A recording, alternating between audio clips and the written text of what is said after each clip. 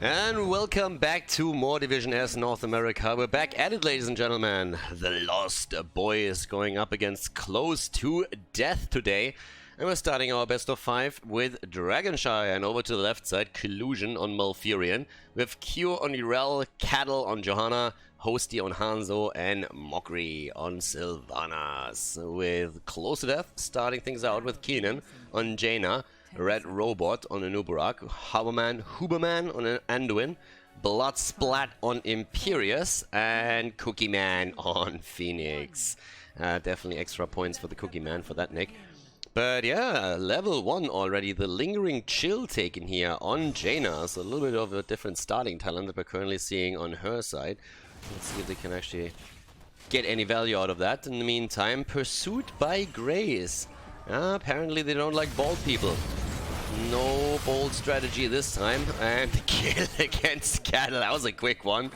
Yep, face check the bush. A little dance party waiting right for him. The stuns keep coming. And then that's a dead Johanna without even a chance to popping the Iron Skin right there.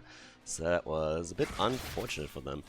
Down at the bottom of the map right now, we're currently having still another attack. And this lockdown worked quite well. The problem is there's not enough damage here. But they still get the kill. Malfurion is dead, and that comes thanks to Imperius and Anubarak's engage. And all just like that, we have a 2-0 lead in kills for Close to Death, as they're doing pretty well here.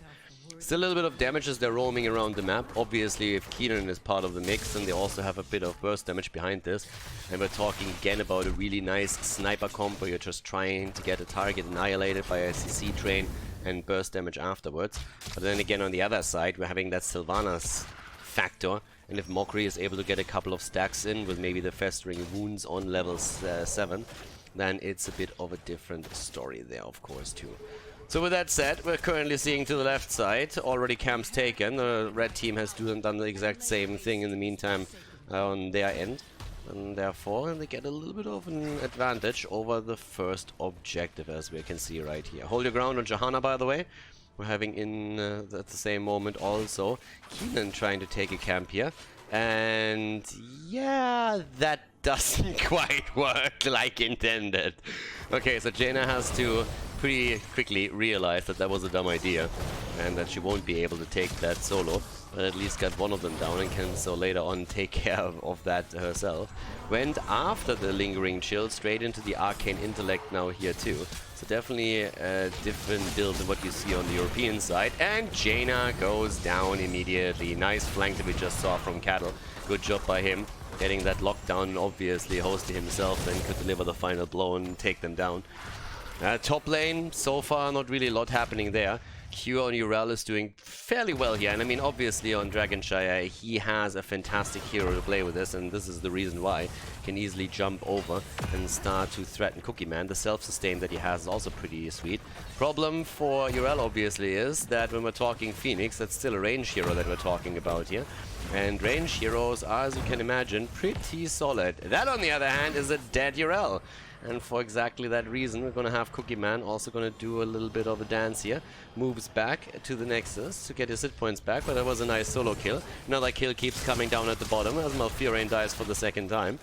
But this is the problem really when you're having a match against Phoenix, because Phoenix just has that range capability, which is incredibly annoying. The team in red could have obviously sent Imperius over to the top lane, but instead they decided to rotate with the Anubarak and Imperius throughout the map to get the stuns. And it nets them, thanks to the kill topside, the first Dragon Knight that Imperius was just able to grab in the middle after Phoenix took the shrine. So nicely played at this point. Bottom of the map, on the other hand, that's where the 3-man is still starting to apply a little bit more pressure, and that allows the Dragon Knight to reign more or less supreme in the mid lane. There's still a couple of heroes that finally start to deal with it, but that also opens the rest of the map up quite nicely. Level 7 now with a Blessed Recovery, so also Anduin with little different specs, as we already talked about on the level 1. And Jaina goes into the Ice Fury wand. Okay, so trying to work around the auto attacks a lot more. Makes a bit more sense now when we're also seeing the Lingering Chill. I mean, looking for, obviously, the synergy between the two talents here, getting the cooldown reduction on the Blizzard. Honestly, I wonder if at that point we're going to see the changed talents on level 13 and 16 when you're trying to get Blizzard slightly changed for that. There comes a kill against Anubarak. But that would then make a whole lot more sense, because if you look at the cooldown reduction on the Blizzard and you go for the new talents or the change talents, then that might give you the value. It's definitely not the build that we normally see here, but hey, it might work out after all. But time will definitely tell. For now, time is working in favor of the blue team. That's another 2 kills just after Anubarak was taken out a bit earlier. So now we're looking at 4 kills against 4. The early opening from close to death with the aggression that we saw there was definitely a good one, but the problem is that right now the Lost Boys are starting to definitely rock the party. We're already having 51 stacks also on Sylvanas, not too bad either. Festering wounds on level 7 obviously help a lot with that. Camp stolen as well. There's definitely a lot of momentum going now for the team in blue, and the Lost Boys have also taken a lead in experience. Flash of Anger taken on level 7 over the Holy Feather, which we normally see on the European side for Imperius. So definitely a bit of a different adjustment. Another kill at the top as Urel gets taken down by Cookie Man and Imperius. And I gotta say that Bloodsplat and the rotations that we're seeing from them, they're really delivering. I mean, they got so far 5 kills just to these CC trains, and Bloodsplat was pretty much involved in nearly every single kill that we've seen so far. So they are definitely bringing the pain here. Down towards the top, we're still having Cookie Man against Cattle, who took over as Urel fell. Was trying to get some experience. But yeah, the damage output that we're seeing from these guys is actually pretty decent. I mean, again, it's early in the game, but Imperius is sitting at 13,000. That's more damage that Jaina was so far able to put onto the board. Imperius himself again playing quite nicely here through the vision. Cattle is coming in from the side and chases him away. But generally speaking, they're doing quite well here. Bot lane gets also taken. That's level 10 abilities, by the way, on both sides right now, which in this case give us, amongst other things, also the Blessed Shield. That was a nice cocoon here. Blessed Shield and cocoon pretty much coming out at the same time. Salvo comes through. Anduin has the light bomb. The channel attempt here from Imperius, but the interrupt as Cure is jumping in from the top. The death of Sylvanas kicks the fight off, and now Cure might be the second one. Has to pop the ult there as he goes for the Ardent Defender, but the pressure is still there, and Bloodsplat gets the second Dragon Knight for the red team. Close to death with the momentum here through the middle. Towards the top, Phoenix already rotated in, trying to make sure that those camps, those siege giants, oh sorry, the Bruiser camp that was taken earlier doesn't get value, and the extra experience doesn't hurt them either. First fort of the game is now about to fall down here at the bottom. You see by the also the Water Elemental over the potential Ring of Frost. Down to the bottom, Keenan, as we talked about him earlier, is facing off against Cattle and now has to back off as Cookie Man is trying to push the wave in even a little bit further. Q, on the other hand, is a bit low, has used the ult already, gets stunned, and they're looking for the lockdown, but they can't quite get it. Cattle is also rotating in to help his teammate out, and with a 5-man in the middle, that pretty much signals the close to death that the fight for now is over for them.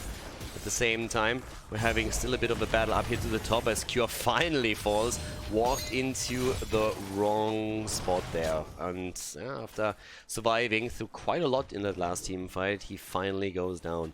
And also delivers a couple of additional stacks to Sylvanas, who by now sits at 68 stacks on the Unfurling Shadows on level 1. And talking about stacks, Red Robot isn't doing too bad on his quest on level 1 either. With 21 stacks already under his belt, that means that he's 9 away from getting additional 500 hit points, which is always a nice boon to have here. Down to the bottom on the map, another camp about to be taken. The problem is that Hosty already sniffed it out. The Lost Boys are looking for that and are willing to invade it. Are they willing to try and make the play here? Phoenix is still pushing top side. We have a 5-man for the blue team, so absolutely no reason for them not to take this. And they easily take over, but it comes at the cost of the top lane fort. Lost Boys are letting this one go. Cookie Man takes it. The question is, can they maybe get another kill here at the bot lane? But TLB, as it turns out, is just trying to go for an exchange in force as they are pushing through this one. Siege Giants alone won't change that. There's the 13, by the way, with the Icy Veins now taken. So the build on Jaina still centering around that. Also push forward now, the extra movement speed. And that's something that could also help them get out there. They're trying to make the chase happen against Cattle, and Cattle goes down. Can they get another kill? They're trying to. Ults already all being used here. Collusion is low and falls as well. That's 2 down. Q is about to die. And with Cure dying, that would be the third kill against them. Make it 4 as we have Sylvanas fall once more. Hosty the only one that gets out, and that's potentially another Dragon Knight for close to death. They are opening this game up with a bang, this series. First map in a best of 5, and so far they've been doing well here. We see more and more damage coming in thanks to the stacks on Sylvanas too. But at this point, she's still sitting at 19,000, which isn't really a whole lot if you think about everybody else here in the game. The last fight, obviously, also a problem for the blue team, since they didn't have their level 13 talents yet. So that was a big power spike. Another camp about to be taken as the Dragon Knight is moving in now too. That's the third one for close to death. And they are, with this, starting to look pretty solid here. I mean, another approach here towards the, what's the push towards the left. Quest completed on Jaina. So that gives her the ice block now too. Urel goes down, so does Hanto, and it's a full-on slaughter. As we're seeing Johanna and Sylvanas die too. Everybody just getting wrecked here. Massive disaster for the Lost Boys. That's 15 kills against 4 at this point. And it's honestly getting a bit crazy. I mean, close to death is just running over them at this point. They're going straight for the keep here, and the fort of the bot lane will also fall since the siege giants are already taking that out. It's pretty much solo. Keep goes down. I don't think that 10 minutes in they will be able to go for the core, but a keep at 10 minutes into the game, that isn't really bad either. Remorseless taken on level 13, by the way, for Sylvanas. I haven't really pointed that out yet. And with the 16 talents, we're now seeing the Northern exposure. So yeah, it's actually a little bit sad. I wanted to see if Keenan would go for additional Blizzard talents after he went into the Ice Fury wand, after also switching into the Deep Chill on level 1 for the cooldown reduction here. But that's not quite the case here, so he still works with the standard Blizzard around that. So not quite the setup that I was expecting. Simply because I could have seen them go full Fiesta here, but they don't. Mokri needs to be careful. And here comes the engage. Nice dodge so far, and is able to retreat. 96 stacks by now on his level 1. But obviously, they are far, far behind right now. I mean, they're 3 levels behind. The stats advantage alone is insane. Now they're losing... can they actually take this? I don't really think so. Not with all that engage happening here. Q is already getting completely murdered and has to jump out there.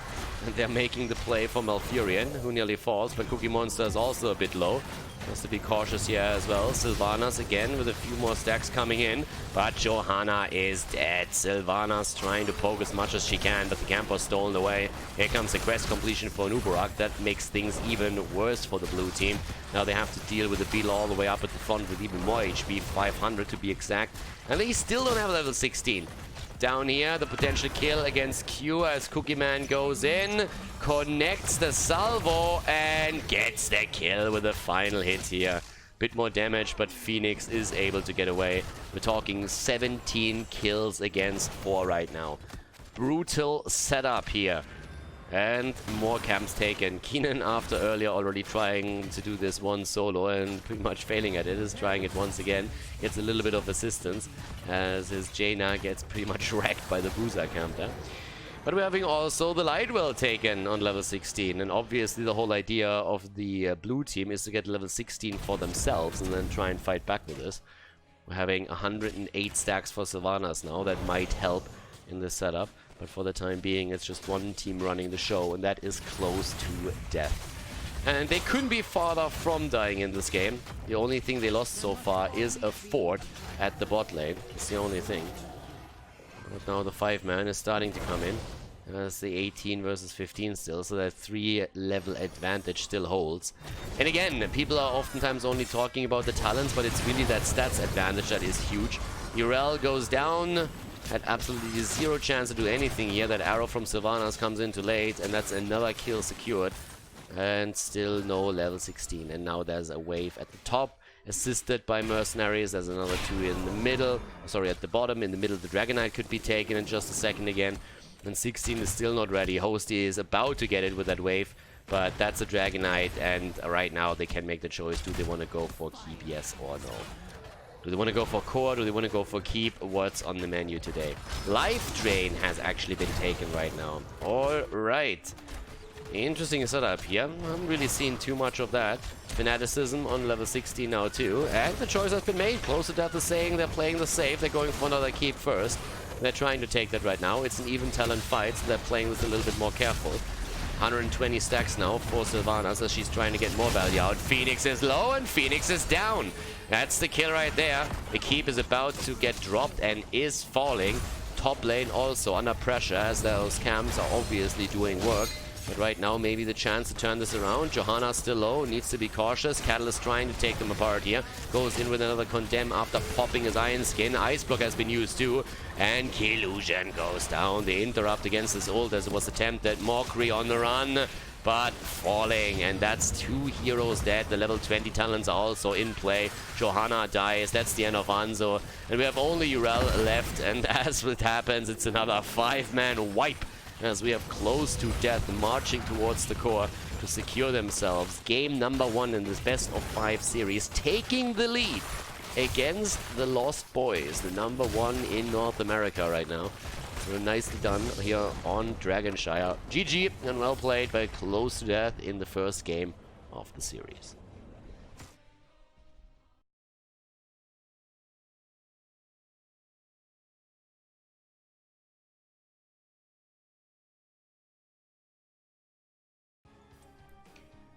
Game number 2 in our little series here. The Lost Boys are behind and they decided that it's time for the axe again. Sul'jin to bring it back as we are heading into Volskaya Foundry. On the left side, we're seeing Killusion on Oriel, Mockery on Jaina, Q on Blaze, Cattle on Diablo, and Hosty on Sul'jin. Second time that we actually see him on the hero. Keenan, on the other hand, for Close to Death on Lunara, Bloodsplat on Hanzo, Cookie Man on Samuro. We have Huberman on Tyrande, and again the NA special, Uther as the main tank in the match. Only North America, ladies and gentlemen. With that said, we're having also the proper level 1 with Headhunter now taken on Sul'jin. So going to try and get that extra range increase, which is fantastic if you get both the first quest reward on the baseline and the quest reward for completed level 1 quest. Then you have a pretty serious auto attack range, which is pretty fantastic there. But either way, as we're talking about it, we're having now also on level 1 the natural perspective, so a little bit more vision granted by Lunara. And for Jaina, normal build, Fingers of Frost taken on level 1, so not that attempt that Keenan had in game number 1. But then again, don't forget that they actually took the map. Close to Death is in the lead right now. We're still having that Oriel set up, and Oriel herself is honestly pretty nuts if you have a good battery there. She can really provide a lot. Has fallen out of grace a little bit on the European side, where we have a very strong focus on Tyrande, Malfurion, and Ana. So those are the main 3 these days. We have a couple of others that are played now and then. But yeah, for the time being, we're having the normal rotation towards the turret camps here in Volskaya. Even in North America, we're seeing that particular pattern happen around the 1 minute mark when the camps spawn. And obviously then it's going to be eyeing the healing camp that is on the menu for both of the teams to make sure that nobody steals that away. It's a bit of an interesting setup, honestly, that we're seeing here for Close to Death. I'm not quite sure how successful they're going to be with this. For now, it's the first death on their end, because the Lost Boys go in with Sul'jin and get the first kill here. But this entire setup with main tank Uther was always a bit weird to me. Europe never really went into that too deep and didn't find any success with it. But what I'm actually more interested in is this lineup with having Samuro as the offlaner. Because oftentimes when we are seeing a Samuro situation, you will still have a proper main tank and then also another offlaner. So Samuro is usually the third melee in the mix. But in this case, we are far from that. Samuro has obviously a lot of damage output in these situations, as we just saw against Oriel. But generally speaking, I'm not quite sure if they can sustain a front line when they're trying to save heroes that are as squishy as Tyrande, Lunara and Hanzo. The double support obviously helps, that gives you some sustainability, but without having another hero to your side, that might become a little bit tricky. But either way, we're going to check that out as the game continues. For the time being, we're still having that slight lead for the Lost Boys, but the first objective is now about to get unlocked, so it's time to shine. 5 stacks on Sul'jin up to this point, and obviously 1 single stack on his level 1 quest up to now.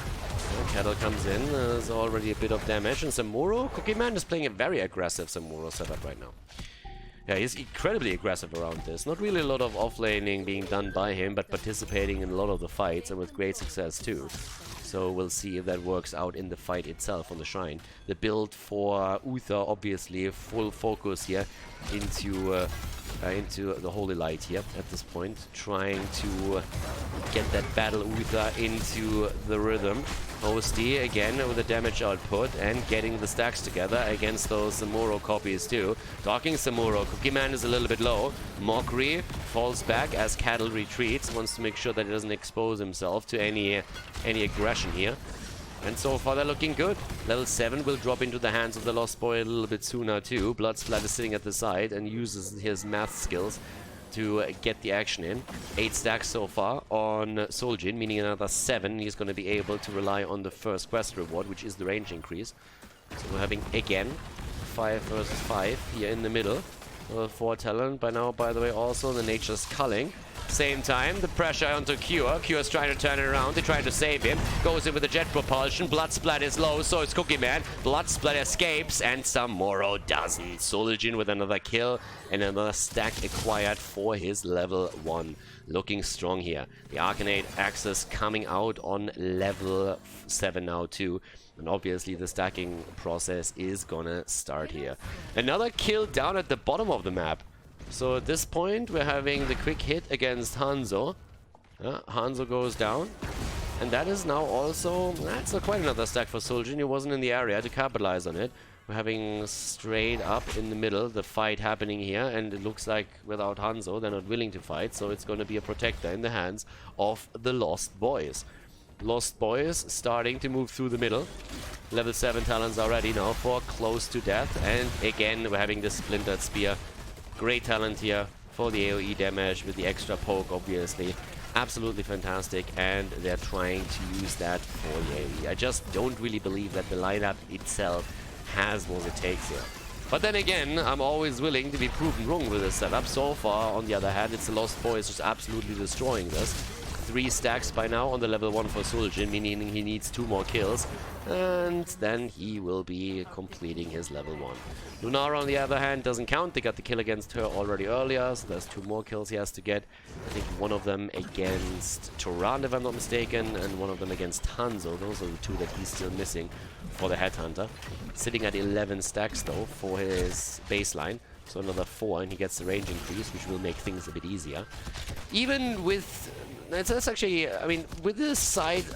It's actually a little bit weird, because even with the setup that we're seeing, there's no Celestial Attunement taken for Tyrande, but we're having the Hand of Protection. Tyrande instead went for the Moonlit Arrows on level 7 to get the cooldown reduction here, which honestly is a little bit surprising to me, considering that they're running a double support. I was more expecting them to either go into the Khaldorized Resistance to deal with Jaina, or instead to just go for the Celestial Attunement as usually do. There's the kill against Hanzo, and that's another stack for Soljin.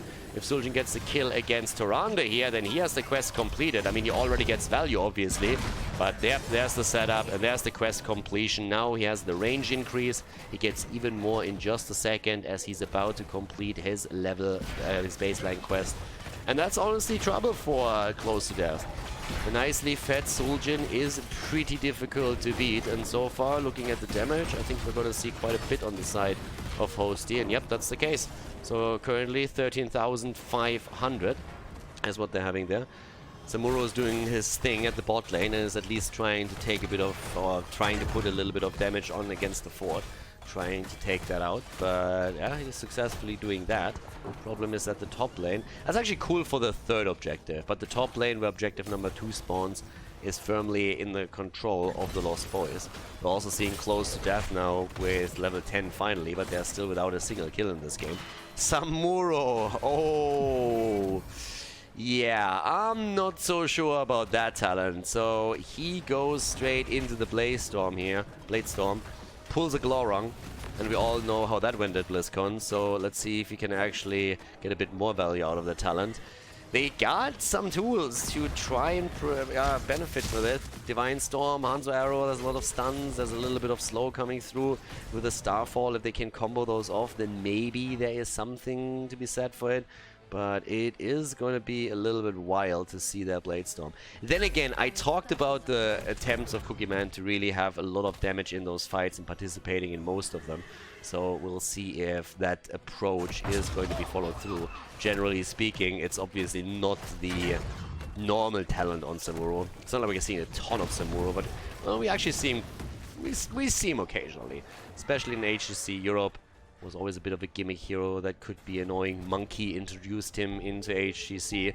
Monkey obviously at that time not an HGC player or anything, but Aethero, the first one to play Samuro in HGC, credited him with it because he said, I play against this guy every time in Hero League and it is such a nuisance. So that inspired us to try and incorporate Samuro in our own playstyle. And Samuro dominated for roughly a week quite a lot of the games until people figured out how to play against him a little bit better. Later on we had the Samuro and Abathar setup that was exceptionally powerful, especially on maps like Sky Temple, for example.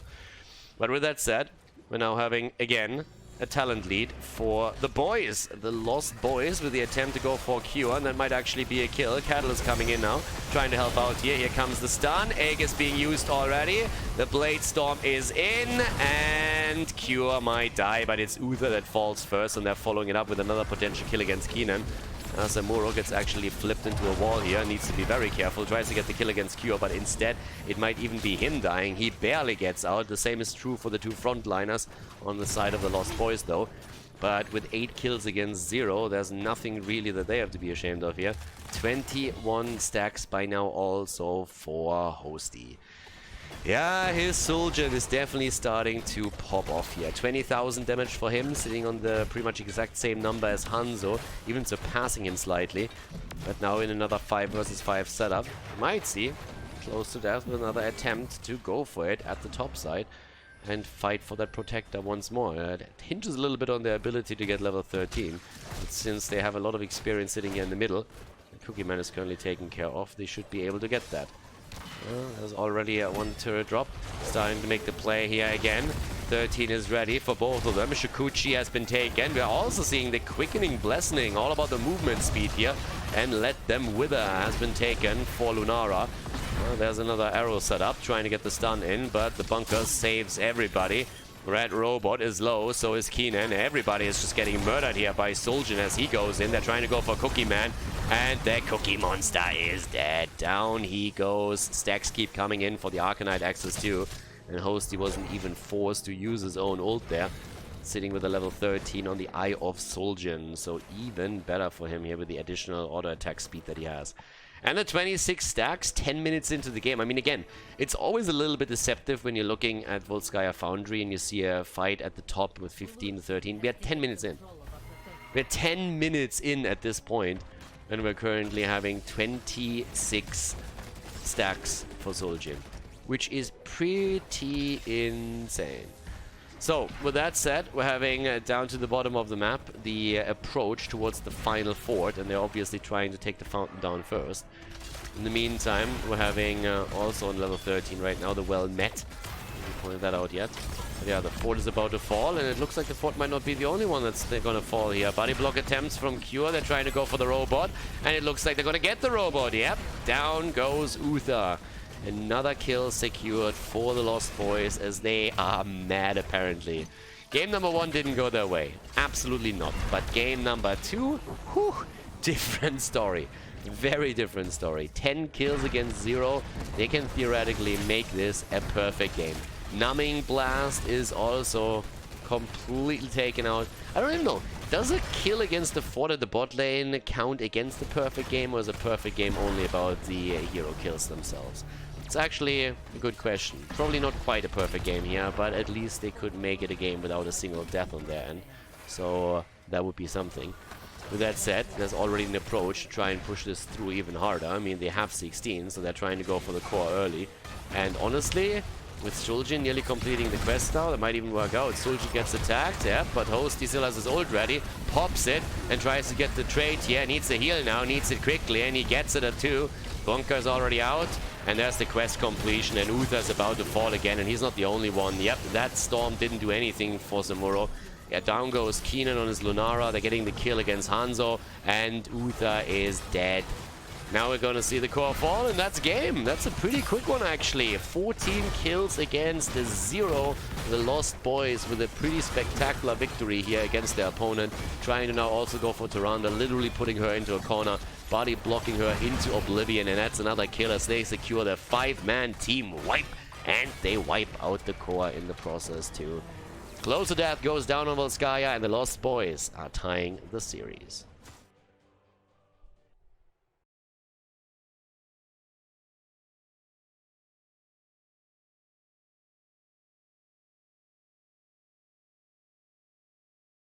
Game number 3 in the series, and we are going to see one of our two teams take the lead since the series is tied right now.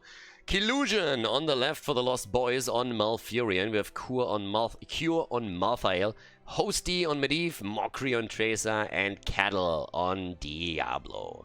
And over to the right side, Keenan again on Jaina. Let's see if he goes with the same builds from game number 1 again. Red Robot on Nubarak, Bloodsplat on Imperius. I've seen this lineup somewhere. Cookie Man on Greymane, and Anduin played by Huberman. So pretty much they're playing the exact same composition they played in game number 1, with the exception of Greymane, who was added for the added immortal pressure. We're still having the same build for Keenan, by the way, the Deep Chill on level 1, so he is most likely going to go into the Frost one again on level 7 to get that cooldown reduction. We're also having the added Beetle aggression now with the level 1. And here comes that setup again, the insta double kill against Tracer and Malfurion. Yeah, this setup with Nubarak and Imperius is incredibly... I mean, it's honestly working incredibly well for them. It's incredibly strong from their perspective. They dominated with it in game number 1, and now they're getting the early kills in again in game number 3. So it's pretty impressive how they can play around that. We're seeing on level 1 again the pursuit by Grey, so no bold strategy from Anduin here on the North American side, at least not from close to death. Very easy double kill there, definitely hurt. No talent taken yet either on Malthael, by the way, so he's still holding back. We're seeing the stacks coming in also for Medivh, who we always obviously have to keep an eye on.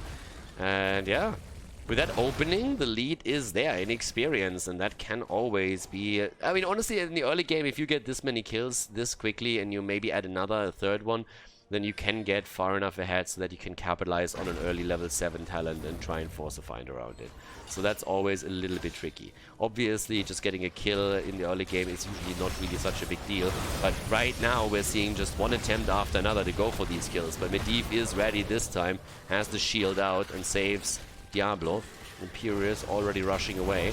And with that said, we're having Greymane fighting it out with Malthael all the way at the top. And the two of them just exchanging damage there. It's down to the bottom of the map. We are still having both of the teams lying in wait for someone to step out a little bit too much and try and get the kill there. Level 1 now finally taken. Fear the Reaper has been claimed now. And again, the aggression at the top side. This time we're having a 2-for-1 though. Hosty, oh, they're going against Cookie Man and they get their kill.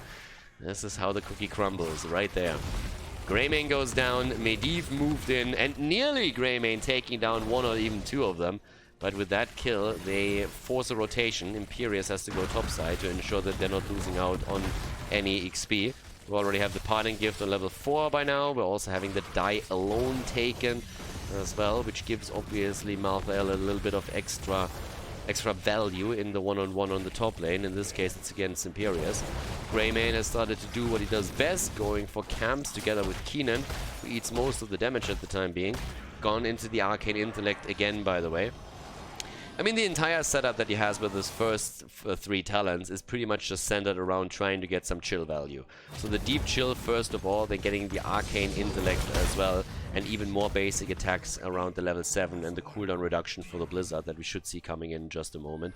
He used the same thing in the previous game, in the first game of the series, and I don't really expect any deviation away from that build that he showcased there. So for now, the Immortals are on the map for the first time, and it's time to shine here. Let's see if Greymane can get into the action and deliver. Obviously, it's more so Malthael that has to jump onto the Immortal from the perspective of the Lost Boys. But they're looking for the kills here instead. Already the protection on Malthael as he gets attacked. The stuns keep coming. Cure moves out. Everybody's low. The bomb comes in. And Cookie Man is dead again. They get a Nubarak too. Quick double kill here as they're trying to get even more. But at this point, Malthael has already made the rotation towards the Immortal and is starting to take that HP bar down. And I'm lying, because he rotated straight past it. Cure is trying to deal with the top lane. It's actually Tracer that starts to pew-pew away against the Immortal. That can only take a couple of years, so I'm not quite sure how successful that attempt is going to be. Malthael definitely needs to move in. When it comes to the Immortal damage, it's an advantage for close to death for sure. It's just the team fight that is going to look very, very different, most likely. So with that said, we're having once again the attack here. Yep, the halftime show already won quite handily for them.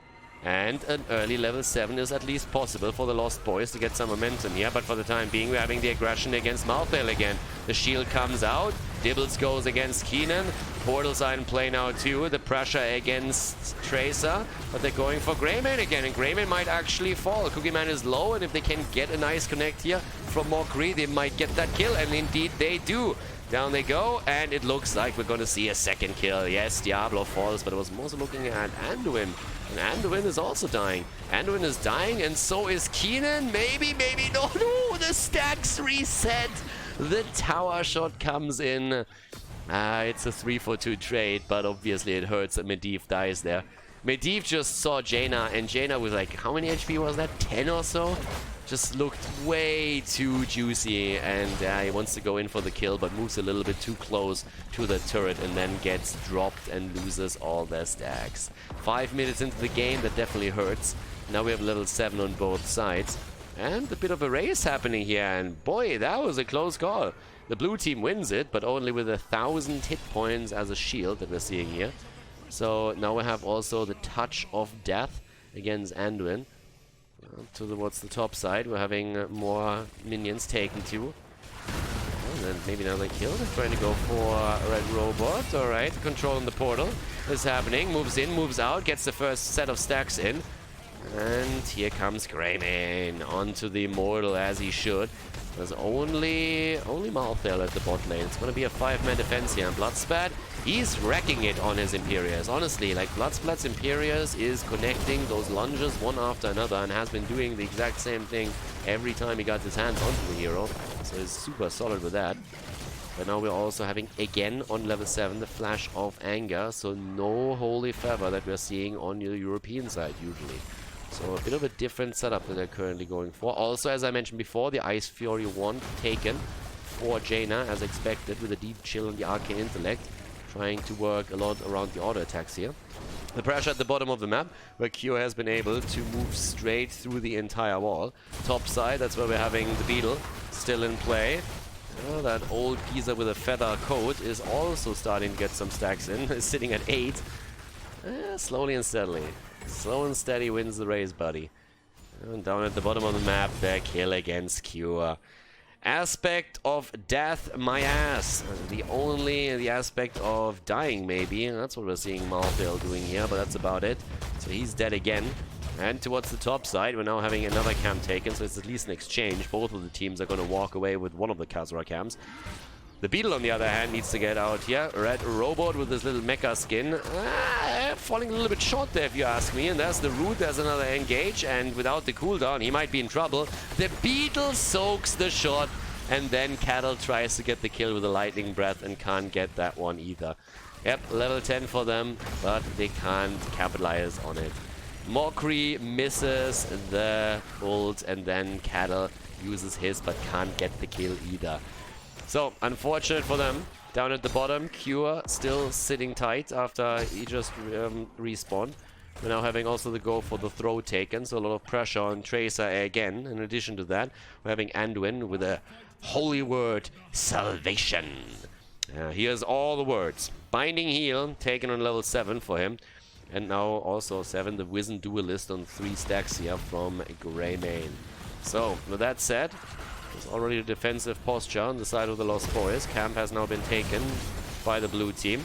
as they're trying to push this slowly forward. Camp at the top lane has already been depushed. Q, on the other hand, is in trouble. There's the Cocoon, and there's the kill.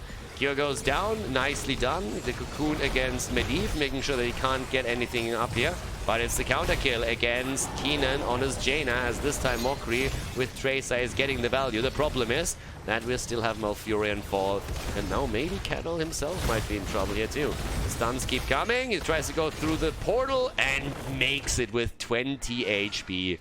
Wow, still a double kill. Jaina, the only victim, and now the full focus again onto that Immortal. The Lost Boys tying that series, but now in game 3 it's starting to become pretty tricky. 7 kills against 7 and close to death, definitely fighting back a lot more than they did on the last map, where they just took a massive beating. Keenan has to deal with the camp at the bot side, which is exactly what he does. Everybody else still rotates around and trying to get a slight advantage here too. Cookie Man is also moving out, but everybody on the red team close to death is starting to move towards their own Immortal. They have won the halftime show pretty handily, so they have a really, really nice chance there to grab another Immortal, or first Immortal for themselves. Raymond is also starting to move in from the top now, so if he gets onto the Immortal, it would be great for them, but Cattle is already paying attention and just waiting for him to engage. In comes Keenan from the side. The stuns could keep coming. Bloodspot is looking for that lunge. Trying to get that in against Cure maybe. So far not a single stack on the last rights.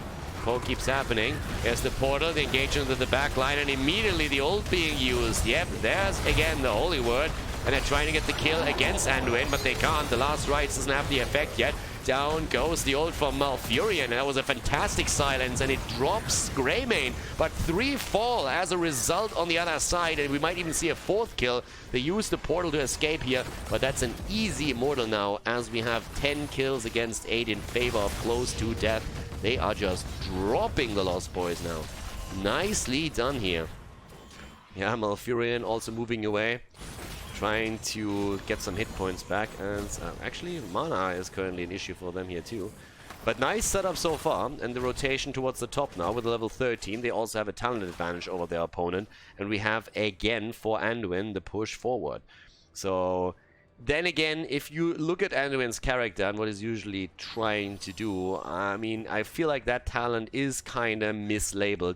It should be the push backward, because we all know that Anduin can really capitalize on the granted movement speed, but I haven't really seen a whole lot of Anduin players race to the front. Usually they're just trying to run away from the fight. So in this case, I think Blizzard mislabeled that talent a little bit. Race to the back line would maybe be a better name. Push backward, maybe, something like that. I mean, either way, but yeah. So, again, can be fixed. Maybe the next hotfix or the next PTR is going to introduce that. For the time being, I think we can live with it, but definitely something that I felt the need to point out here, as that Immortal actually pushes forward through the top lane right now. Quest completed also for Jaina, as we have the ice block now in her hands too. Tracer again attacked here, needs to be careful. Cattle himself also in a bit of trouble with 17 souls. He's not looking too good here. They're starting to make the play again. Lightning Breath is out, trying to burn Jaina to a crisp. That didn't work, but they get dibbles anyways. Greymane even getting out there. Nicely done, and that keep has fallen. Really good setup there. Nicely done. They're looking for more even. They're trying to get another kill. But they are definitely starting to get a whole lot of value out of this. Greymane himself has 15 stacks now, for example. So looking pretty powerful with that too. Jaina's ice block can always save her from the last rights as well if need be. But Greymane went deep for that kill. So that was pretty impressive as well. For now we're having Greymane with 41,000 damage. Like absolutely outpacing everybody else. But I gotta admit that especially Imperius has a really nice damage output here too, with a 33,000 that he keeps rocking. They get another kill. Malthael is dead again. It's the 4th time now that we're seeing Cure die. And yeah, it's rough. It's currently really rough for the Lost Boys. Greymane is the one that is always at the front line. He died 4 times too, but he usually gets the value in the exchange. Trying to get the same thing, and that is death number 5 as Mockery comes in with Tracer and drops the bomb. They're trying to go for more. The portal's still in play. And Tracer already with a follow-up quest, by the way, has already been completed a while ago by Medivh. So he has the baseline completed for now. They're starting to make their plays again. But we are still having the top lane pushed out. 12 kills against 9, half a level away from level 16. And that fort at the bot lane is obviously a freebie. No chance of saving that, and they know it too, and they'll even make the attempt, and why would they? Inevitable end for Malthael might maybe give Cure a chance in those team fights, but without a single stack on his ult, things are not really looking too great for him right now. This would also be a rotation that would surely lead to his death. I mean, if they even just dive in and try and drop the cocoon there, that could be a forced fight. But he pays enough attention to move away in time. The kill against Greymane obviously relieved him also from a few of the extra stacks that he had. So he's down to 9 stacks on his level 7 talent. Talking about stacks, we have 21 for Collusion on the level 4. So Broccoli is starting to become Little Groot. And at the top side, the camp is going to threaten the core eventually. So someone should actually rotate over and try and deal with this. But they have to focus on the Immortal first. I guess around the halftime show, they will finally get someone towards the top side and try to deal with that. For now, they're just trying to burn it down as quickly as they can. Medivh obviously still providing the vision here. That is a nice advantage that they have already. Greymane chunking away on the blue team's Immortal helps out with that to an extent. But yep, halftime show 1. But this is starting to get problematic. You have a camp and 2 catapults coming in, another camp on the way, and they're still not retreating. They need to be careful. It's 15 minutes in, so it's not hurting too much. That would be a nice kill, and that's a stack. Nicely done. There's the kill, and there's potentially another good save from Anduin, actually. Keenan was about to fall, and instead it's Cure that dies, but Greymane has also evaporated here. Core gets attacked in the meantime, but now we're having Blood Splat also turned into one of such. Imperius is down, and Medivh the one to come back to the core and try and save it here. Now, the core is going to take some damage, but I guess at the end of the day it was absolutely worth it here. So, yep, the core is actually taking quite a bit of damage. 5% here already, could take even more, but the backline catapults haven't targeted anything yet. Oh, Anduin, yeah, that happens when the Crybaby tries to man up here. Stunned into the Immortal stun and taken out. A staggered death against Anduin. That's the dream right now for the Lost Boys. They're getting a pretty big Immortal with this one now too. So yep, they have already the Immortal about to be destroyed. The Immortal is obviously going to focus on the top lane. So again, if you guys didn't know, the Immortal will always focus on the lane that has been pushed out the least. And since the fort at the bot lane has already been destroyed and the one at the top is still in play, Immortal makes the rotation towards the top, which means that right now there is obviously going to be an attempt by the Lost Boys to not only drop that fort in passing, but also push that forward towards the keep. And either way, it is going to relieve some of the pressure that the top lane is currently experiencing. So the 13 kills against 13, they're starting to move straight in for this. Up towards the top, yeah, trying to make the play here. Cocoon is already out, and there's the kill. Nice. The second stack also for Malthael as the last rides connects with Tracer's help.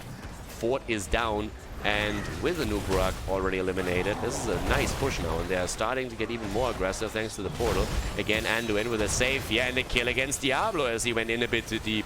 And obviously, that's just a reset on the stacks, but that's going to take Cattle quite a bit of time to restack, and we're having now a very weakened push at the top. It's a 4 versus 4 because Diablo still has a long way to go until he arrives back in the battle. They're still at least able to go through the wall itself, so they're breaking through that, and they're hoping to get the keep after all. I mean, that Immortal is still hurting, and they're zoning out as much as they can. With Medivh, they should be able to move away with the portal whenever they really want to. Dibbles is back to business, and Uberak is going to come in a moment as well. And that's a kill against Jaina. Nice! Nicely done! And it turns out that Greymane also is no match for Tracer in this setup. Mokri is trying to get away from Nuburak and able to pull that off. Posty has to dodge away with a portal. Cattle does the same thing, but the keep is still there. So they're still trying to fight a 5 versus 3 now. I actually think they're over-chasing. Close to Death is over-chasing this. And they're losing another one. They're over-chasing, they lose another hero, and that means that that keep is going to be destroyed anyways. 16 talents versus 16 talents, 19 versus nearly 19, and with that momentum, the Lost Boys are all of a sudden looking at Core and saying, guys, you know what, we can actually finish this right now. I'm not quite sure if they can, but they're definitely going to try. Problem is they're all low already. They still have a little bit of mana left on the side of Illusion though, so it's roughly on 50%, which isn't too bad. The problem is that Jaina is back in another 4 seconds, and they realize that with the damage dealers coming back online, they should probably just back off for now. So the core hasn't actually taken any damage. but they negated the advantage of the Lost Boys at the top lane by destroying the keep, which means that right now the Lost Boys are actually ahead because they still have the structural advantage on the bot lane over their opponent and a bit more pressure there. So, yep, not bad. With this said, we're having camps taken on the side of the Lost Boys again. Let's actually take a look at the damage now too. 50,000 from Tracer, 47,000 on Malthael, and 42,000 from Medivh. Pretty decent numbers here from the boys. 61,000 on Greymane on the other hand. Jaina sitting at 50k, and we still have the performance from the offlaner. Bloodsplot on his 52k with Imperius is looking quite strong on that end. Cure at the bot lane is already dealing with the next camp, and that is on that lane where we already see an advantage for the Lost Boys. Level 20 talents are now also ready for them, which gives us, amongst other things, and no one can stop death. And in this case, Anubara couldn't stop it either. He tried, but goes down. Medivh, oh, Tracer is dead. Medivh got stunned and couldn't save Tracer. They're trying to go for Keenan, but as it turns out, Q might be the one falling here. 20 now on both sides, and with that double kill, close to death, all of a sudden starts to take an advantage again. They're trying to make the play for Diablo. They already play a 4 versus 4 here, and there's the kill. Nicely done. No one can stop death, brings at least Malthael back. But this is still spelling trouble for them. The bot lane, on the other hand, this is fantastic. This is going to cost them the keep. I mean, this should be keep at this point. There is just too much that pushes through. The problem is that if the Immortal is taken, then you still have to face off against a 20-minute Immortal that might wreck you. Keep is definitely... might not fall. No, the wave came in already, and Keenan is now back for the defense. But they win the halftime show over here. 18 kills against 17. Guys, we have 35 kills in this game. We have 35 kills in this game right now. Also, we're having again the Hunter's Blunderbuss and Varian's Legacy. But here comes the fight. Jaina still has to deal with this. Jaina herself, by the way, is incredibly low. Definitely has to heal before she joins the fight again. The problem is that Diablo is still not back to business. They're trying to get the play in against Greymane, who maybe went a little bit too deep for this. But if they get the lunge, then Cure might even fall. Can save him for now. There's even the ult on Anduin already, but they go in with a portal, and Cure went too deep and goes down. Cure is down. Jaina is making the play for the Immortal. Down goes Medivh as well. Just as Diablo is back, we have 2 more heroes dying on the side of the Lost Boys. And with 19 kills against 18, we have close to death with a big boy Immortal that's going to push through the bottom of the map. And 20 minutes in, this could very well be game, especially as Red Robot is obviously going to make sure that thanks to the beetles that soak up the damage, this fort is already going to be destroyed. That's a beauty when you're playing a setup with an Uberak. If you dive with a 5-man onto a fort, you're not taking any damage and not taking any risk, because the beetle spawns that you will drop will soak up the damage, so they can take this out before the Immortal is even there. And guys, this should seriously be game. At this point, unless the Lost Boys get killed somehow, it should be over, because 21 minutes in, an Immortal of that size with 100% shield just goes through that keep and through that core like hot butter through cheese. There's absolutely no stopping it. Right now, it's honestly just picking up the catapults and it's hitting the core with catapults. That's pretty much how much that hurts. And here comes the aggression. There's already the cocoon on the ground. Tracer is dead, and so is that core. That's game right there, and that's once again close to death, taking a lead in this best of 5 series as they take the 2-1 lead against the Lost Boys in the best of 5 at Division S North America.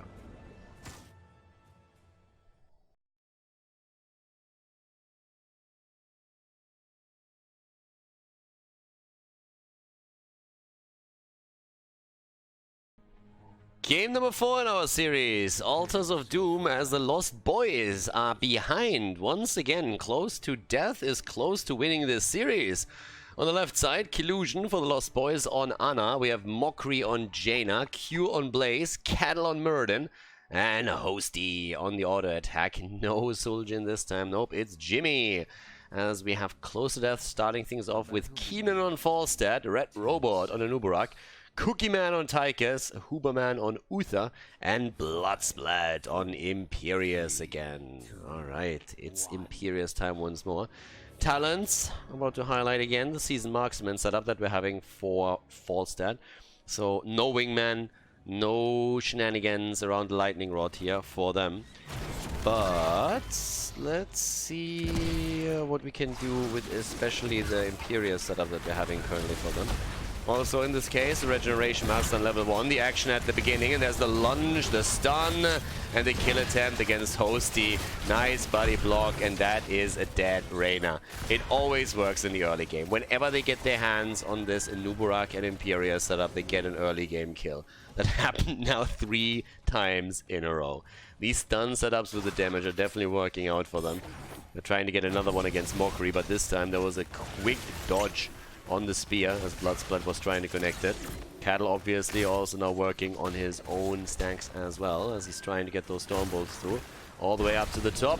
Cure is already sitting there. Keenan is playing the solo lane, which is still interesting to me. Again, they have Imperius, but they decide to let Imperius rotate with Inuburak or with someone else for the damage output, and they've done that on 2 maps now with quite a bit of success actually. But last time that they had a ranged damage dealer on the solo lane, it was actually false start flying for the invade down here.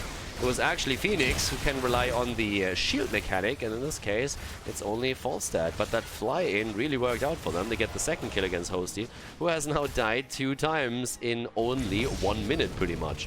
So nicely done. Cure also fighting with Bloodsplat, and that so far hasn't gone in his favor either. That Falstad fly definitely doing well for them.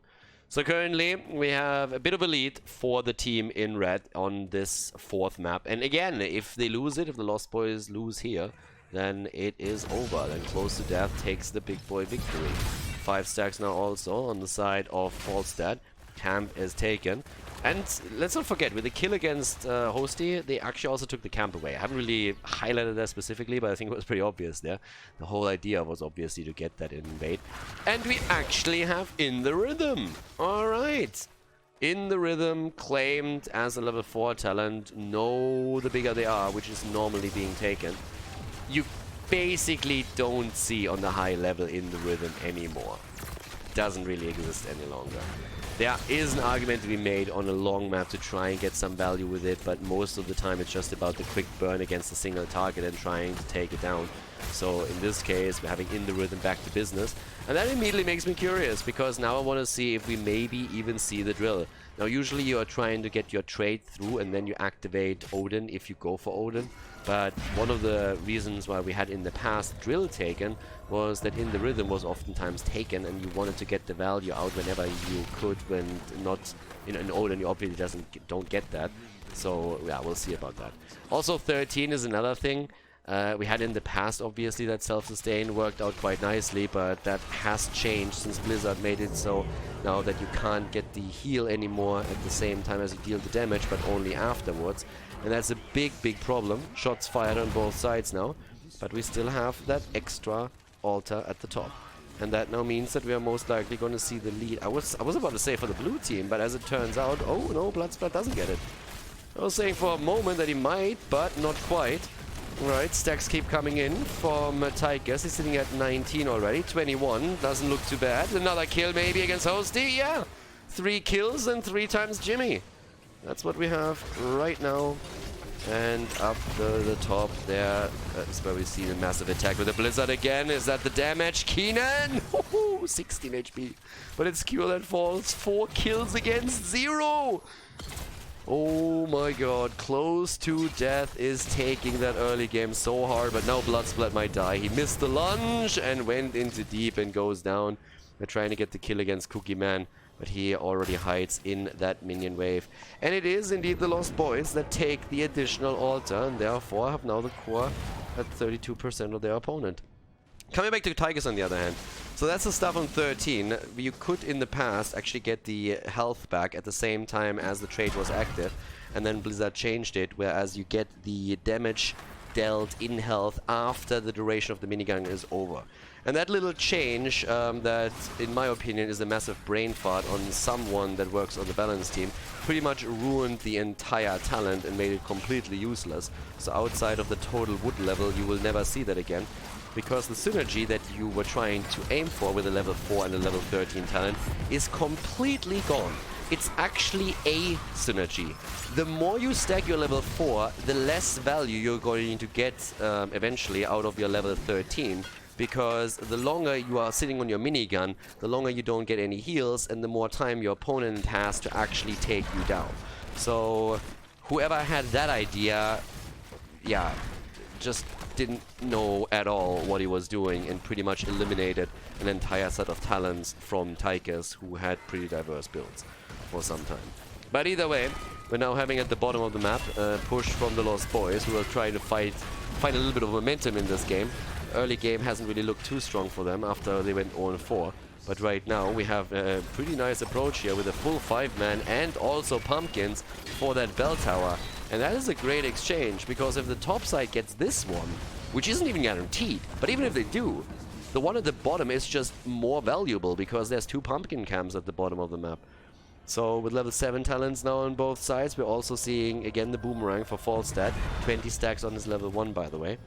And I was actually shocked to find out the other day that some people apparently think there are other talents on level 7 for Falstad if he goes into an auto attack build.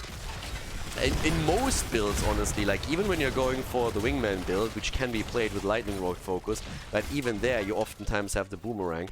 But I was really shocked that some people still haven't realized that if you're going for an auto attack build, boomerang is still absolutely a must-have, simply because it allows you to capitalize much heavier on your global, which is one of the main reasons why you draft Falstad, and secondly because it allows you to have the wave clear that you get easy stacks for your level 1 as well, and even more than that. But there's apparently still a couple that think that stuff like Secret Weapon is a good choice, and consider this a PSA, it's not. There's a reason why pros for 2 years have now always played around the level 7 talent if they went for the auto attack build. So yeah, with that said, we're having at the top defense from Kior as he's sitting right there. The push straight through the middle, or through the bottom right now, with an attempt to get that altar back, which doesn't quite happen there. Level 10 abilities are ready for both teams. Divine Shield, by the way, has been taken. Mokri is a bit in trouble, especially since he doesn't have an Ice Block yet. Yeah, runs straight into the stun, and might actually get saved here. Ana is just firing away.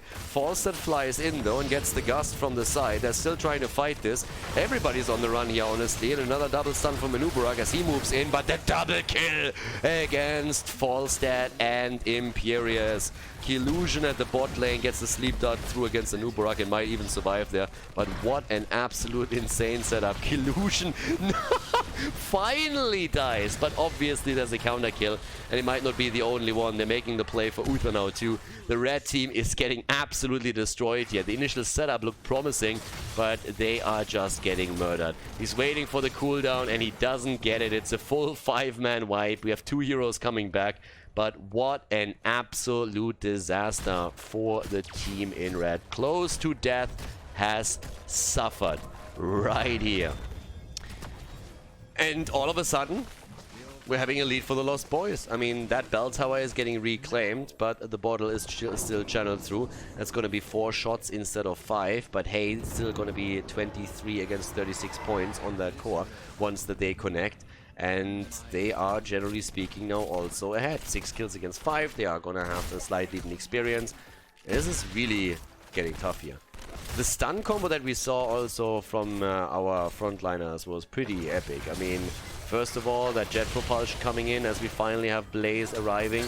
Obviously, he's a little bit slower than Falstad. And then Muradin comes in again. They get the kill against Tychus here pretty quickly. 57 stacks now on his level 4. They want to go for another kill, and they might not get it because Falstad with the Mighty Gust pushed them back immediately. Very well done by them here. Skullcracker on level 7. That talent has of course been changed in the last patch too, which made it a bit more viable and gets more damage now on the third attack that cracks the mini-stun too. They're getting the Hyperion now to connect with that particular altar, bell tower, and they're gonna get it. They're reclaiming the bot lane control again. Level 13 talent are still going to be ready for both teams. Build, by the way, is still quite normal for Jaina here. So we have always that difference between the build that Keenan uses and Mokri, who goes more into the standard setup with the level 1 Fingers of Frost and then Frost Shards and Ice Lands. So not really trying to rely that heavily on the auto attacks as we've seen from Keenan in the games Well, Close to Death drafted Jaina for them. 13 is there. 30 stacks, by the way, for Falstad, who claims the top bell tower now for the team. But as I said before, if you make the choice between which ones you want to control, bottom or top, it's always in favor of the bot lane. 13 talents now on both sides. As expected, Tyker's not going into That's the Stuff. Since the talent, as we elaborated earlier, is now pretty much useless if you want to go into in the rhythm. Instead, it's the Neo Steel coating, which obviously gives him the sustainability that he needs there. 64 stacks by now for Tyker's, and he gets decent damage out, but they are in the team fight, pretty much getting murdered again. Uther is already down, and they're making the play for Bloodsplat, who is the top damage dealer, by the way, for the team. Even ahead of Tyker's, who's trying to reclaim that spot with his Odin, but, yep, not quite happening here. Jaina herself on 29,000, and the double altars are going to get channeled by the blue team. No chance at this point. Ana already committing to the one in the middle. That's the first 4 shots fired down to the bottom of the map. We're seeing Jaina do the exact same thing, which means that the core will now drop down to 15 points. Pretty impressive, actually, if you consider how this series has started out. It was with the Lost Boys losing a lot of ground to Close to Death in the early game. Red Robot again on the escape. Another camp also taken. Bot lane is now under pressure. Top side, that's where Falstad has taken one of the pumpkin camps too. And that obviously means that there's a potential 3 shots fired against the Lost Boys unless they send someone back, and indeed they do. Cure is on the move, and it's going to make sure that this is not going to happen. But that also means that at the bottom of the map, we have a 4 versus 5. 4 versus 5, that's going to be an easy defense here for them. Keenan is already looking for a gust, by the way. Yeah, if you can get a good barrel roll in, it's trying to gust here. That doesn't really do too much for him. They still try to force the fight here. Pyrian already being used, but that's not happening. They can reclaim the bell tower, but that's about it. Problem, of course, for the Lost Boys is that they haven't taken their own bell tower at the top lane. So it's a 5 versus 3 situation for Close to Death for now. Shouldn't really be a problem to regain the top left, but still, they have to do it eventually, or simply win another team fight. And Close to Death is still slightly at an experience, actually. 34 stacks for Muradin, on the other hand. Wow, that actually starts to hurt.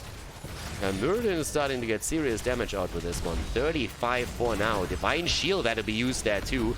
Cattle with one hit after another. And gets attacked, nearly taken down there. But is able to actually get the last few damage points in against the Nubarak as he jumps in. Another Stormbolt about to connect. They get the kill against Imperius. They go for Uther. And Keenan is now also on the run. Another big victory here in the team fight for the Lost Boys. With 12 kills against 5. 35 stacks now for Muradin, and again the Bronzebeard Rage. One of the new talents for him, or the change talents. And they're looking for Triple Altar. And Triple Altar, since they only have 3 bell towers, only give them 9 points. But then again, at the same time, it's still going to be single digits. 9% Orion Core, and with this one it's going to be 6. They're trying to reclaim the bottom and maybe even get another kill here, and indeed they get it. Keenan is down, and that's another case for Chick-fil-A right there. That bird is ending up on a burger. Top left, Cure with the fight against Cookie Man. I'm not quite sure what he thinks he's going to get there, but Tigers is apparently trying to really fight through that. Good luck with that. Stormbolt comes in, and Muradin, already with the Avatar, needs to be a bit careful. That's where the bigger they are would be helpful. But they're still getting the stun in, and Cattle has to jump out. Bottom of the map, the bell tower got taken though, and they're fighting over this again. 4 versus 4 now. Interrupt is about to be there any second, and there we have it. Red Robot on the run. There's again the Sleep Dart and another Stormbolt, and nearly the end of a Nubarak. Cattle is just jumping forward the entire time here. Once again, the quick move here over to the bird as the Falstad flies in again, asks for trouble. Divine Shield is out, Uther is dead, and they are just on the run again. Is there another kill? Yes, of course there is. The Nubarak is dead too. Cattle finally falls.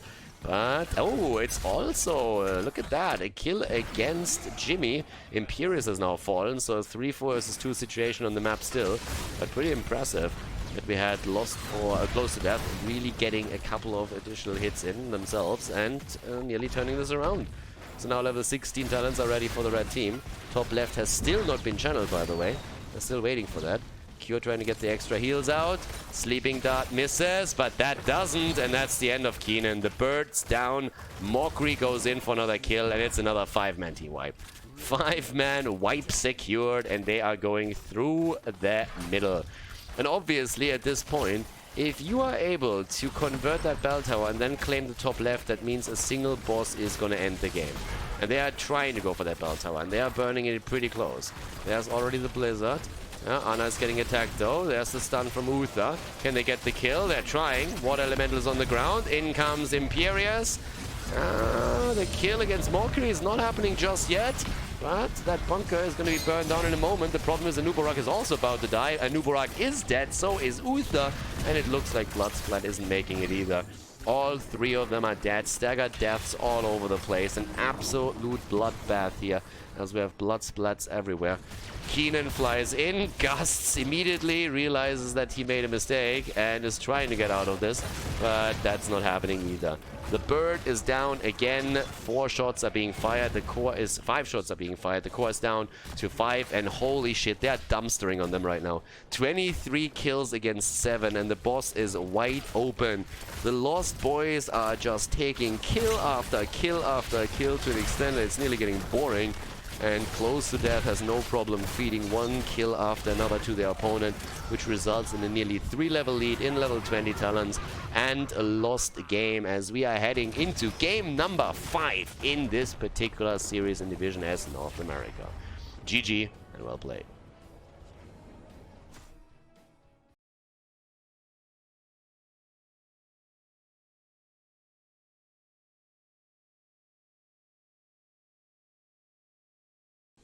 Game number 5, everyone. The Lost Boys against Close to Death. Close to Death was close to winning the series, but then the Lost Boys came back into it, and we have another 5 mapper over here. Killusion on the left side here on Tomb of the Spider Queen. On Tyrande, we have Q on Urel, Mockery on Jaina, Cattle on Muradin again, Hosty on Reyna. A little bit reminiscent, actually, of the last map, at least a few of the heroes that we're seeing here. But on the right side, Close to Death. Alright, the meme machine is on the job. Keenan on Ragnaros, Red Robot on Anubarak, Huberman on Anduin, Cookie Man on Kel'Thas, and Bloodsplat on Zarya. That is a wild lineup there, for sure. I mean, at this point, if you are talking Zarya, Kel'Thas, Ragnaros, that is definitely wild. So I am more than intrigued to see if that setup actually works for them. Because right now, we're having the Lost Boys with the momentum of winning the last map, and obviously the attempt to turn this around here. Ah, look at that. Spreading the damage. Nicely done. Spray game on point, but yep, a little bit of love for the living bomb here. It's actually Kel'Thas that gets jumped here. Cattle came in. And at the bottom of the map, Ragnaros with his Sulphurous Hungers on level 1, currently taking the stacks against Urel. Talking stacks, we also have for Zarya, traditional talent, demolitions experts, fantastic for that. In comes the jump, they're going for Keenan, and the save as Anduin is saving Ragnaros for a moment. Cattle still wants to kill, but doesn't get it. Ragnaros barely able to move out of harm's way here. Nicely done. Lot of... yeah, they just want to see the world burn here. How many additional fire heroes could they have taken? Honestly don't know on the top of my head. We already have Kel'Thas and Ragnaros in the game. Who else deals in fire? Pretty sure there's someone that I just can't come up with right now. That's usually how it happens. You come up with a dumb idea in your head and you're thinking about which heroes would fit the build there. And you're going for it. That's kind of cute. Cattle is having fun as he gets tickled by Bloodsplat without any energy whatsoever. And he's not going to do them that favor, so he's not impressed at all. And just says, yeah, I'm going to heal it up in a second anyways. So you're totally fine. So, with that, we're having, again, the stack process going on for Cattle here, as he's trying to go in for this. In comes also the setup against Kel'Thas again. Yep. One stun after another. They're set up with Tyrande and Muradin, obviously relying on the stacks here, but yeah, Tyrande already down. Kel'Thas gets the value, and they get the kill. Again, the lead. 1 kill against 0 right there. And now that I actually think about it, we have a couple of additional ones. I mean, Diablo, for example, has obviously his own fire thing that he can throw out. Lightning Breath is called Lightning Breath, but let's be honest here, that's definitely a fire breath right there. As much as they're trying to go for the Diablo 3 setup. Down goes Muradin though. Blaze obviously, also a little bit of a fire one. But yeah, in comes the stun attempt again. Level 4 talents are in. With that we're also having now the Give Me 20. Still wondering if they could have gone into the speed upgrade with the speed barrier, but that's more something that you see when there's, for example, a garage on the map, which isn't really the case yet. Reverberation taken again on level 4. We've already seen that a little bit earlier. So with that, it's more about the auto attack that they're worried about. Nice damage against Red Robot. Up at the top, we're also having, of course, another attempted setup with more stuns. Muradin is already moving in, waiting for Collusion to follow the Stormbolts up. But first of all, he has to hit them. There's one, but no follow-up just yet. Jaina with a damage attempt, but instead it's Khaldor who's absolutely destroying her right now. Nicely done by Cookie Man. Really good job by him. Mockery still a bit low. At the bottom of the map, Urel is already trying to deal with Ragnaros, and actually it's both of them moving in. Yeah, there's a lot of lockdowns, and that's 18 gems if he dies, if they can't recover them. And again, Jaina's also not looking too hot there either. Good shield from Zarya, saving Ragnaros. Cattle gets attacked, and you can really tell that Lost Boys are struggling a bit against all that poke damage, and also to get kills against the lineup that is always ready with an additional stun or a shield even. Yeah, and there comes Khaldor again. Everybody's spreading out as you would expect on that level of play, so not really too much damage being pushed onto the sides. Cookie Man again stunned out. 31 stacks by now also turned in by the red team, but the blue team is reacting in kind. It's getting their own turn in secured. 10 stacks by now also for Muradin. Not really too bad considering we're only 4 minutes in, so he gets a lot of those. Illusion is a bit low. Nice! Again the save. Anduin making the plays here as Khaldor was about to die just before the stun connects. Level 7 talents with the burned flesh here, so try and go for the double hits. And we're now also seeing the hand of Ragnaros. With the level 7 talent coming in on the blessed recovery, but the lockdown against Hosty. Reyna in trouble and gets murdered as Ragnaros capitalizes on his trade. Molten Core, baby, nearly getting another kill against Mockery. Everybody was rather low there. Here come the double stuns as we have close to death in an attempt to get the first turn. And the problem is that Cure is already taking care of it at the bottom and secures turn in number 1 for the Lost Boys. Nicely done by them here. Another Stormbolt also connecting with Red Robot. That's not the only thing that connects. The stun from Tyrande follows shortly after.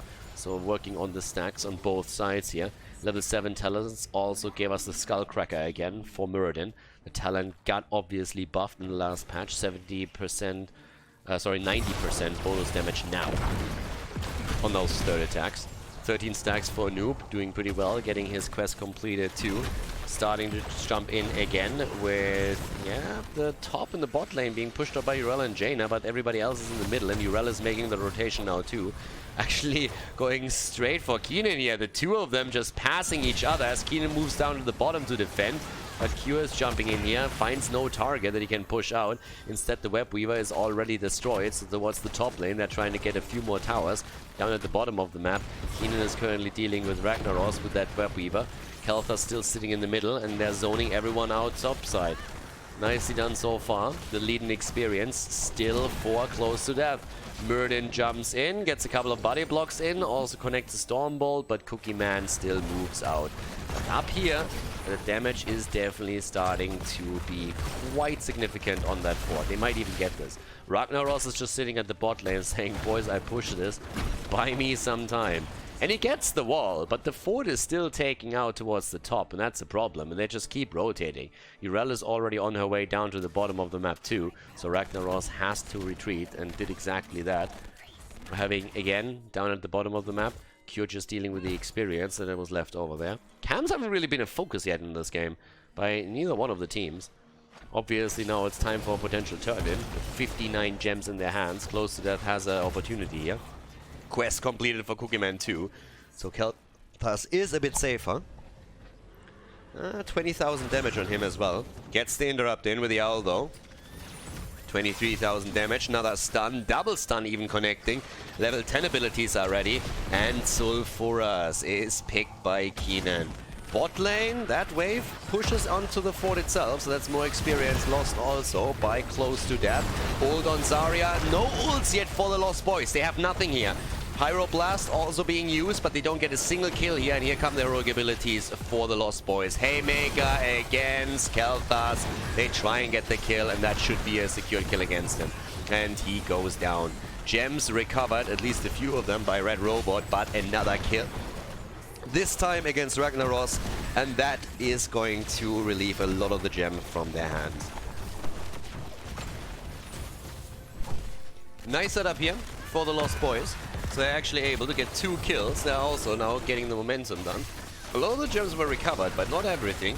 And they're still looking to get more kills here. I mean, they're pushing this past the fort even. Anduin is doing what he can, but it's just a full-on momentum swing here in this game, as on the series in particular, as the Lost Boys, after the destruction of the top fort, are now trying to get another one here in the middle.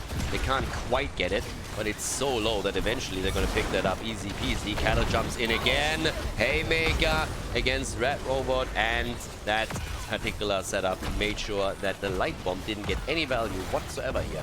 So Haymaker it out of the team. Red Robot with 41 gems is going in again. Cattle, Cure, both low.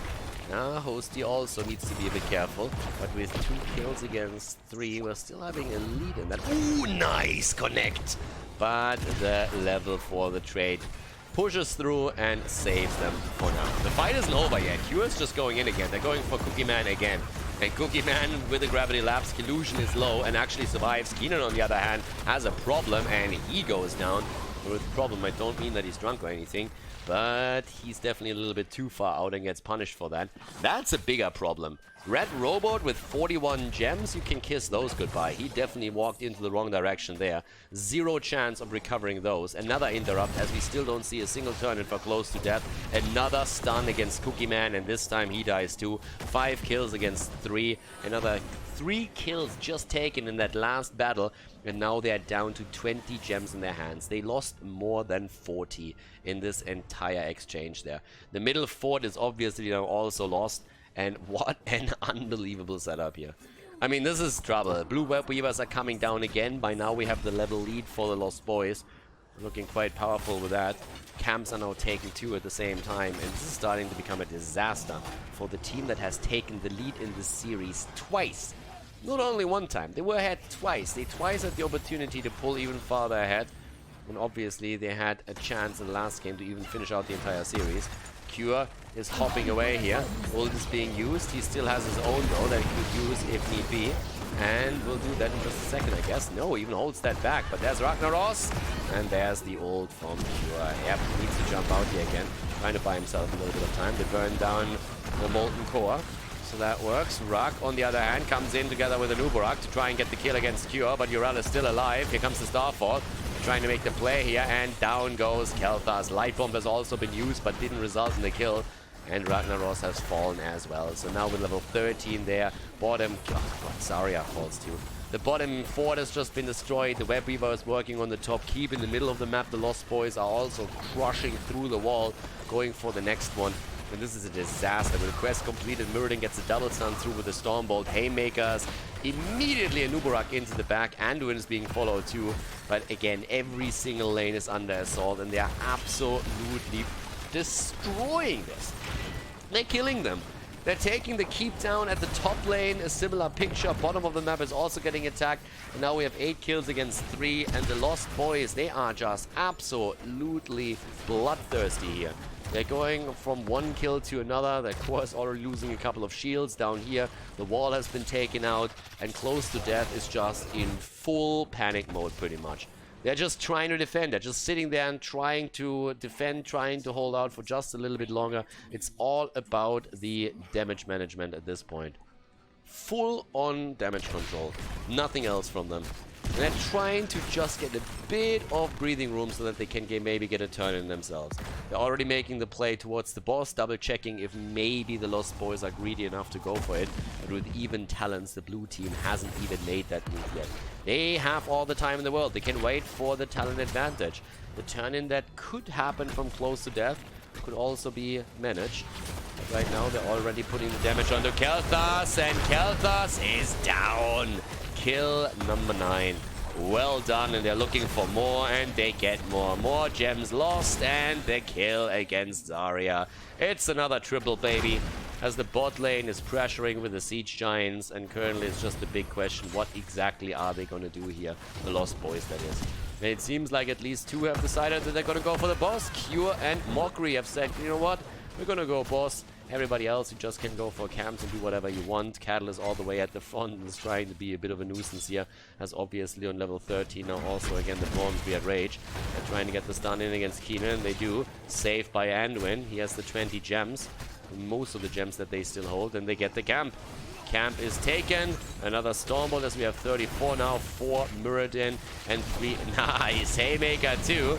That might be a little bit too aggressive, good interrupt, and they get the kill. Unfucking-believable. They get the 2 versus 4 kill against Khaldor and save Hosty, and in the meantime the boss has not only been taken but is already arriving at the keep. The rest of the team is now moving in too, and they're just toying with their food here. Another kill set up against the Nubarakan, despite the fact that the storm or the stuns didn't even hit. They still get that kill. They're moving in for the next one, and Anduin is also down. Kill after kill. Ragnaros is trying to just prevent the inevitable, but obviously at this point it doesn't even matter anymore. There comes another Haymaker, 3 levels ahead, a talent ahead too. The Lost Boys are absolutely wrecking their opponents. Close to death doesn't stand a chance in the world here in game number 5, and after taking the lead twice in this best of 5 series, they are now facing defeat at the hands of the Lost Boys on Tomb of the Spider Queen. A 3-2 victory in the best of 5 here in Division S North America for the Lost Boys. GG and well played.